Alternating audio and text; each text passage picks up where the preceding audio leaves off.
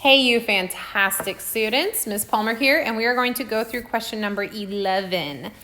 You should have your notes in front of you, so that way as we're going through this, you can pinpoint exactly where you went wrong, so that way you don't make that mistake again, because you guys know that that's that learning process. So question number 11 reads, Sebastian is organizing his assets and liabilities in the table below. If his net worth is $17,550, then how much does he have in his checking account? Well, I can see that everything is filled in but the checking account. And I have some answer choices here. Now, off the bat, I could probably eliminate that $20,000. But let's not get there just yet. We'll get there by checking our answers when we're done with the problem to prove that our answer is right. So first things first, I see the words net worth. Now considering I get to use my notes on the test, and I should have gone to my net worth notes to see that there's a simple formula to solve for this. Net worth equals assets, whoop, I did not spell that right. Assets minus liabilities. Now, I know there's a missing piece of information in our table here, but we're still going to plug everything into this formula to figure out what that missing piece is. So to do that, I'm still going to put together all of my like terms. I'm going to put together all of my assets, and then I'm going to put together all of my known liabilities, my known assets and my known liabilities, because there is that one unknown piece that I am going to use a variable for. And I'm probably going to use the variable C for checking accounts. So first, let's figure out total assets by adding together all of our assets. I see the automobile and the retirement account, and that seems to be it. So 0 plus 0 is 0, 0, that's a really ugly 0. 6 plus 7 is 13, carry the 1. 1 plus 3 is 4, plus 6 is 10, carry the 1. It's 2. So my assets are $20,300. Now let's put together our liabilities. $4,800 and $750. How neat is this table that they told us our liabilities with that negative sign, right? Because we know we're going to have to subtract it anyway with our formula here. But it's a pretty cool table. I like it. Made it easy. 0 plus 0 is 0. 0 plus 5 is 5. 8 plus 7 is 15. Carry the 1. It's 5. So I'm going to plug these numbers into my formula that's up here. So first, I know my net worth.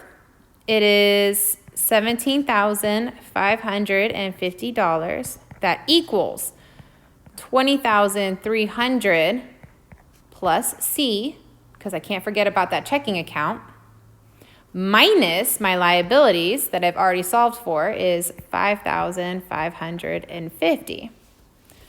So looking at this equation, I have $17,550 equals $20,300 plus the checking account minus $5,550.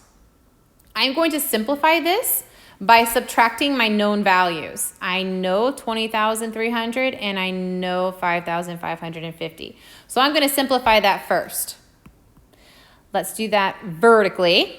Do that over here. So 20,300 minus 5,550.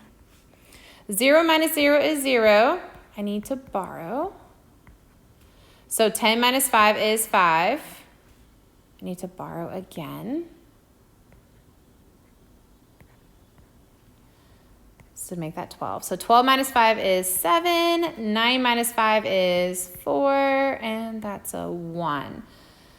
So now, to rewrite the equation after I simplified it, I should have 17,550 equals 14,750 plus my checking account.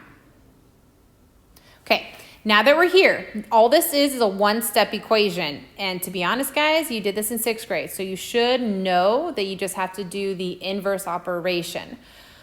But if you don't remember that, then think about this logically. I have 14,000 plus a certain amount should get me to 17,000.